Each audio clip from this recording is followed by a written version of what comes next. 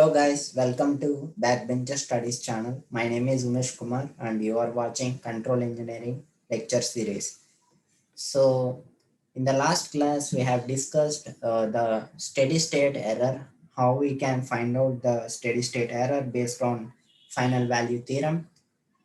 In this session we are learning something static error constants which is of a greater interest. So how it is related to the steady state error based on the inputs we all learned in the upcoming lectures. So let us start our session. So here we have one static error constant that is called, I'm sorry, uh, i- static error constant that is positional error constant. This is termed or coined as Kp. So this can be found out by limit s tendings to 0 gs into hs. So this gs into hs is the open loop transfer function of this system. So and moving on to next constant, that is velocity error constant. These are kind of easy kind of definitions. So we can define this error constant with the help of this kv, k suffix v. And if we see this formula, we can have the s added to it. So basically what we are doing, it represents the velocity.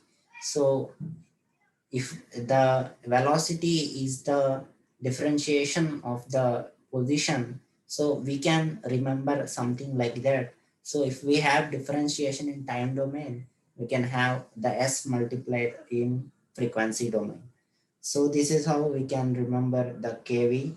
And we have a acceleration error constant that is ka, and we have 2s multiplied over here, and the gs and hs with limit s tendings to 0. We can also write s square into gs into hs.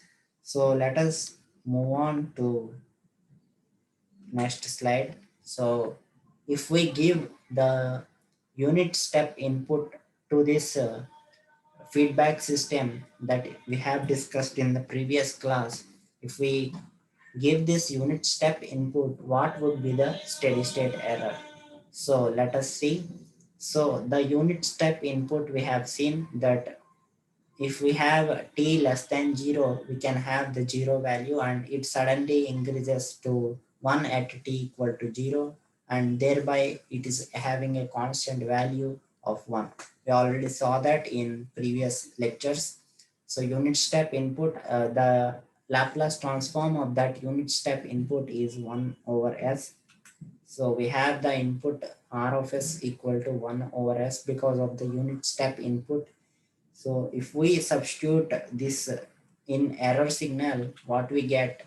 So the definition of this steady state error is limit s tending to infinite, s tending to 0, s into error signal. So we have the error signal formula based on our feedback systems. So r of s by 1 plus g of s into h of s. So if we substitute r of s in this formula, we can have s into 1 over s, and this s and this s cancels out, giving us the steady state error being limit s tending to 0, 1 by 1 plus gs into hs, as these s and this s cancels out. So if we further look into it, so we can take out this limit into this denominator, and as this is a constant, we can write it as 1 by 1 plus, and limit, this limit can be taken into here. So limit s tending to 0 gs into hs, that will become the formula for steady state error. And we saw that that is the positional error constant. So we can write the steady state error when unit step input is given, that is 1 by 1 plus kp.